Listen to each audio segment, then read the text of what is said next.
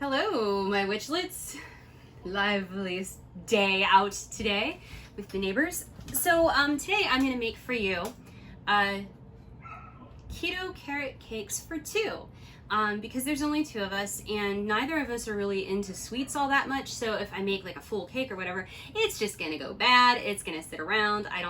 It's not like I can, give it to people or anything like that. So we're just going to make two single serving carrot cakes today because I felt like having carrot cake.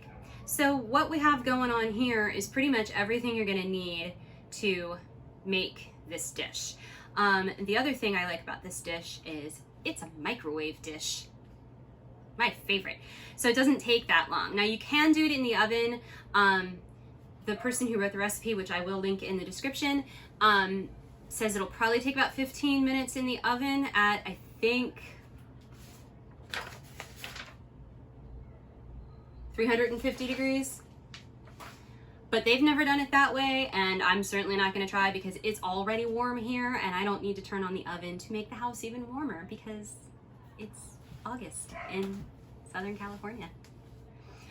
So let's get to what we have going on here. So we've got a half a cup of grated carrot, 3/4 of a cup of almond flour, an egg, a teaspoon of pumpkin spice. In this particular case, it is my own customary blend because I don't buy pumpkin spice, I just make my own. And mine contains nutmeg, clove, cinnamon, and ginger because I like it spicy. A tablespoon of heavy cream, a teaspoon of baking powder. I got confused for a moment, thought it was baking soda. 2 teaspoons of cinnamon, melted butter, 2 tablespoons, 2 tablespoons of erythritol, or in my case I'm using Swerve, granulated instead of confectioners, and then 10 grams of walnuts, and I have a story about these walnuts. Then for the topping on top of your carrot cake, you need 2 tablespoons of full-fat cream cheese and an optional teaspoon of erythritol or Swerve in this case. So let me tell you about these walnuts here. These walnuts here, these are elder millennial walnuts. I'm just gonna state that right now. They have been in the deep freeze for a very long time. And when I say a very long time, I legit mean they're elder millennial. They are from Cameraman Ken's grandfather, I believe it was, because he had a black walnut tree, so he would pick them and shell them and all of that stuff himself every year. And this was the note that was in the bag with these black walnuts. Cameraman Ken inherited these from his mother when she passed away in 2018. So they've been in our freezer since. But this note is really cool. It says, "To Linda and Jim and kitties. Black walnuts, just a mite dry this summer season. They are a little dry. Happy eating."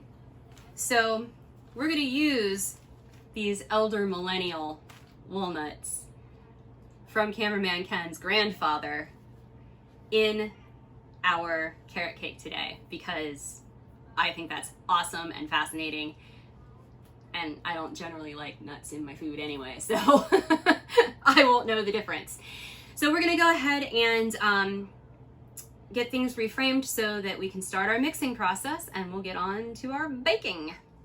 Alrighty, so here we go. We are going to start with our dry ingredients and mix those together. Our cinnamon, pumpkin spice, Swerve, baking powder, and our walnuts. Now these are all gonna get mixed together here to form a lovely spiced mixture, which, I keep saying that I wish YouTube had a way to let you smell what I am smelling currently because it smells really nice. Nice and harvestful. All right, and then we are going to mix our wet ingredients into our dry ingredients. So I'm going to start with the carrots.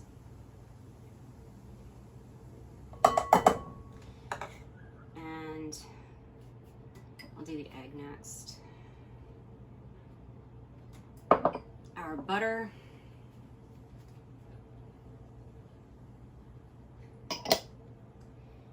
And then our cream, which is not as gelatinous as when I put it in here. All right, because it's August in Southern California.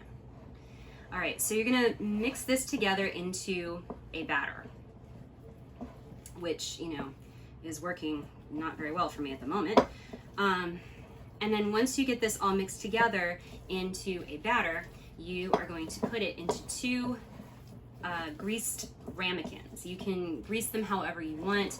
I just use cooking spray. You can use melted butter, olive oil, coconut oil, whatever suits your fancy. Alrighty.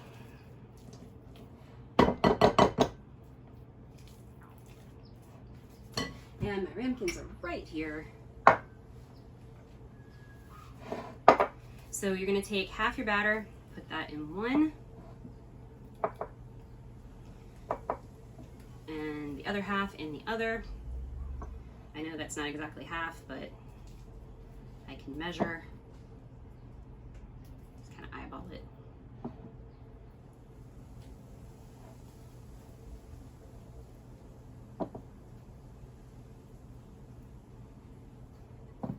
Alrighty, so once you get this all into your ramekins,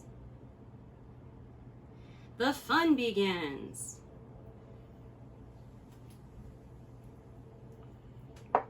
You want to make sure that it's somewhat smoothed out, otherwise it'll look a little weird when it comes out of the microwave. Alrighty, so there we go.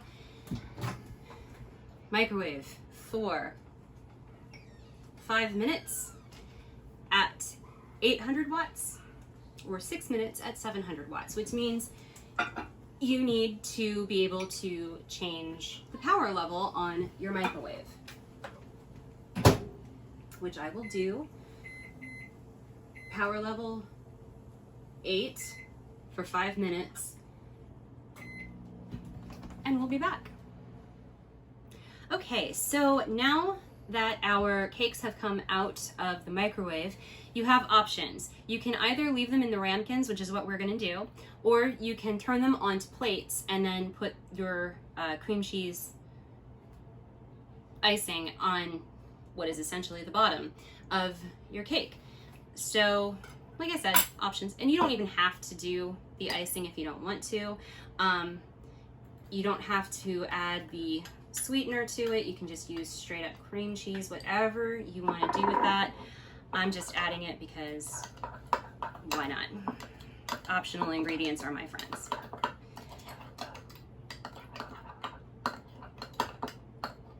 Okay. So half goes on one, and the other half, because this was 2 tablespoons, goes on the other. It's a little off, but it's okay. We'll fix it in post.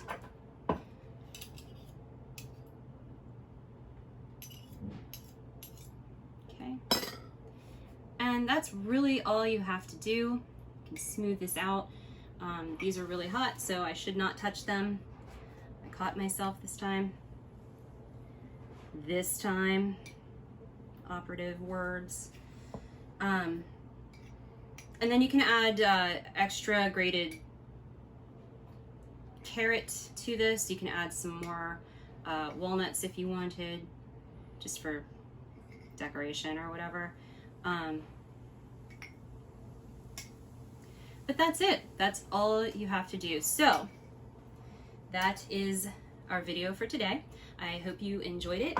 If you liked what you saw, go ahead and hit that thumbs up button. If you didn't, hit the thumbs down button. Either way, leave me a comment. Let me know what you're thinking and what's going on. Let me know if there's something you'd like to see on this channel in particular.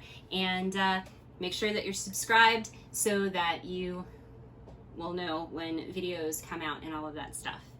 So thank you very much for watching, and we'll see you next time.